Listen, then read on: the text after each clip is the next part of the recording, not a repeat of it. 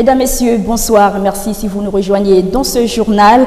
À la une de l'actualité ce soir, on parlera de l'implication de la jeunesse africaine en général et gabonaise en particulier à la 3e édition du New York Forum Africa qui s'est tenue durant 3 jours à Libreville.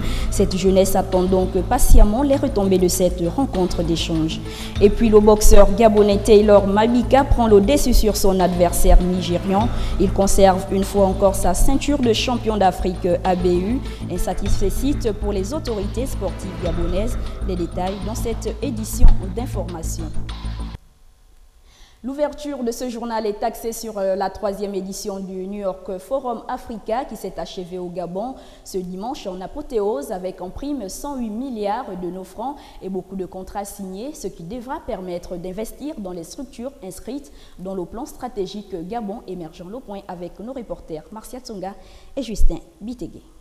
3 jours durant, 1600 participants, 6 chefs d'État, hommes d'affaires, représentants des institutions nationales et internationales, venus de 58 pays, étaient à Libreville pour échanger, partager leur expérience à la satisfaction du chef de l'État gabonais qui en appelle au changement des mentalités. Ces 3 journées d'échange et de partage d'expériences et transformation.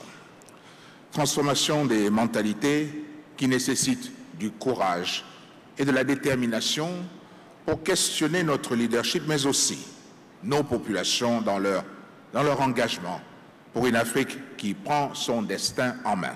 Reposant son espoir sur la jeunesse, le président gabonais a invité la jeunesse à plus d'audace et du travail. La terre ne ment pas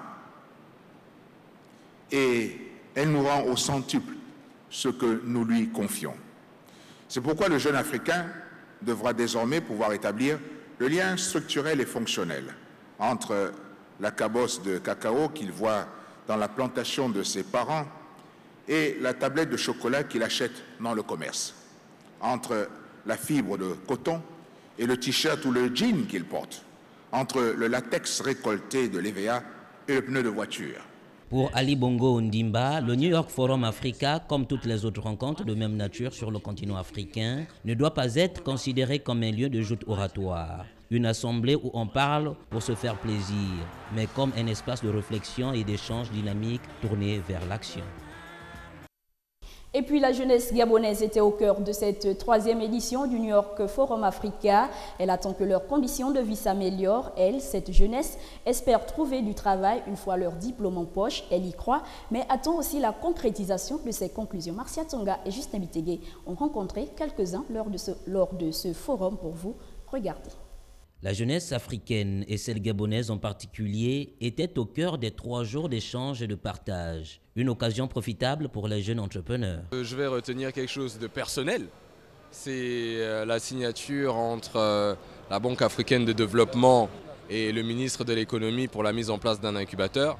Nous sommes directement liés à ce projet puisque cette initiative a été faite avec la contribution de l'association Agir pour une jeunesse autonome dont je suis le président. Entre satisfaction et espoir, point de fossé. La patience s'érige ici en maître mot. On attend de voir. Je suis très satisfaite. Maintenant, nous attendons ici les retombées des décisions qui ont été prises, des initiatives qui ont été lancées. Et pour nous, représentant ici la jeunesse gabonaise, nous espérons justement que toutes ces initiatives vont accompagner justement ces jeunes Africains afin de mettre en place un réel tissu économique pour développer le continent africain. Mais vraiment, merci pour nous donner l'occasion ici d'être présents. J'aimerais davantage que ces événements-là, toutes les couches sociales puissent avoir accès à cet événement. Si à l'issue de ces délais-là, à la 5e édition, on se rend compte que les choses n'ont pas été faites, pour ma part, personnellement, je serais déçue et je crois que ça casserait beaucoup de rêves, en tout cas pour ma part. Ça briserait énormément des rêves qui pourront émerger. Si la jeunesse reste la préoccupation du président gabonais, ce dernier a réaffirmé son engagement de poursuivre avec détermination le processus de la transformation du Gabon.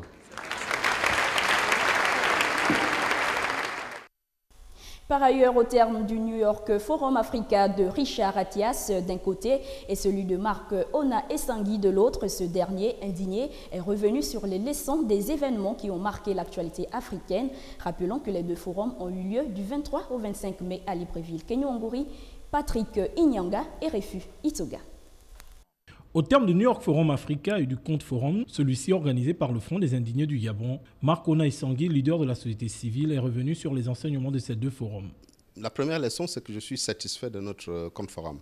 Je suis très satisfait parce que pour les 3 éditions, si nous avons voulu organiser les Comptes Forums, c'était juste pour communiquer, dénoncer un peu l'escroquerie de M. Attias au Gabon et en Afrique. Notre enseignement, pour moi, c'est les signatures qu'on a annoncées. Un contrat de 108 milliards d'investissements avec la France. Le leader des indignés croit en une parodie.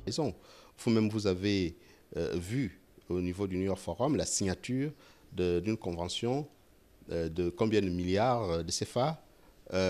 Première convention pour le bassin versant du Guégué. Deuxième convention, c'est pour la route Njolé-Modouman. À l'entrée de Njolé, vous avez un grand panneau qui annonce effectivement les travaux financés par l'Agence française de développement. Ça veut tout simplement dire que ce n'est pas une nouvelle convention. Suite à l'annulation du mini-sommet des chefs d'État de la CEMAC, la société civile attend qu'une communication soit faite. On nous a annoncé la tenue d'un mini-sommet des présidents de la CEMAC. Tout le monde sait très bien que ce mini-sommet a été annulé à la dernière minute. Alors, je dis bien à la dernière minute. Alors, le gouvernement n'a jamais communiqué sur l'annulation de ces mini-sommets. La 4e édition du New York Forum Africa s'annonce rude, tant la société civile annonce durcir ses actions. Après le New York Forum Africa, Vivien Amos Makagapeya, le délégué général de l'Union des jeunes du Parti démocratique gabonais, affirme soutenir cette organisation. Son souhait, faire de la jeunesse une jeunesse participative et non un instrument électoral. Kenyo Ngori, Patrick Inyanga et Refu Itoga.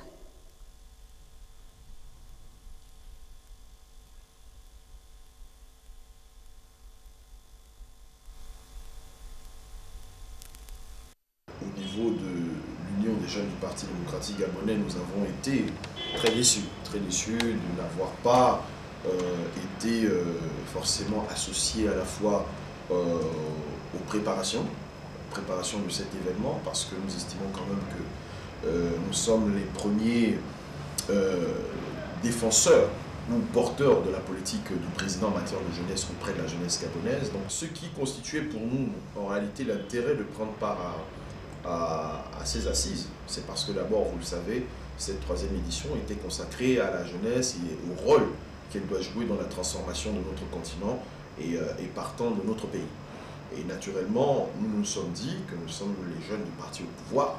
C'est un peu triste et désolant que pour cette édition et pour une thématique aussi importante et fondamentale, eh bien, le Parti démocratique gabonais, notamment l'Union des jeunes du Parti démocratique gabonais, n'ait pas été associé. Les jeunes du PDG ont choisi de défendre la vision d'Ali Bongo Ondimba, de militer dans ce parti, d'être aujourd'hui à la pointe de la réflexion et aux avant-gardes des décisions politiques. Il faudrait qu'on donne à cette jeunesse-là la possibilité aussi de s'exprimer. Il en est de même aussi bien pour les jeunes du Parti démocratique gabonais que pour les jeunes des autres partis politiques, fussent-ils de l'opposition. Les jeunes du Parti démocratique gabonais soutiennent cette initiative qu'est le New York Forum. La 3e édition s'est très bien passée. J'ai pris part à la cérémonie de clôture. Qu'à cela ne tienne à l'avenir, je souhaite simplement que les jeunes des partis politiques, en l'occurrence ceux qui soutiennent le président, qui sont du Parti démocratique gabonais, soient désormais associés à toutes les politiques publiques en matière de jeunesse. Ouvrons la page sport de ce journal avec le Gabonais Taylor Mabika qui a encore réalisé un exploit ce week-end au gymnase du Prytanée militaire de Libreville en conservant son titre de champion d'Afrique ABU face au Nigeria Ekeng Enshan, double champion de la République fédérale du Nigeria. Le combat a tenu le public en haleine. Un reportage de Marvin Berry.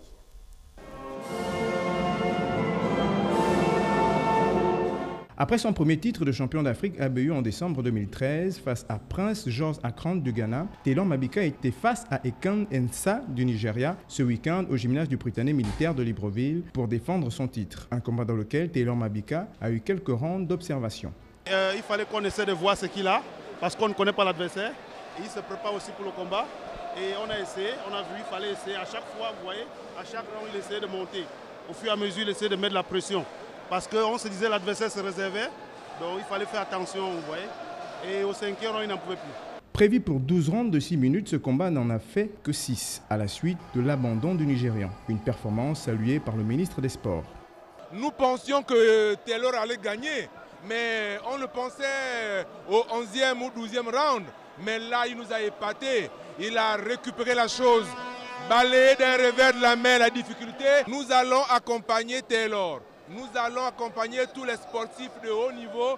Nous allons faire en sorte que le Gabon, et c'est le vœu du chef de l'État, soit un véritable pays de sport. Ce deuxième titre ouvre ainsi à Taylor Mabika les portes des tournois internationaux dans les catégories supérieures, notamment un prochain championnat du monde.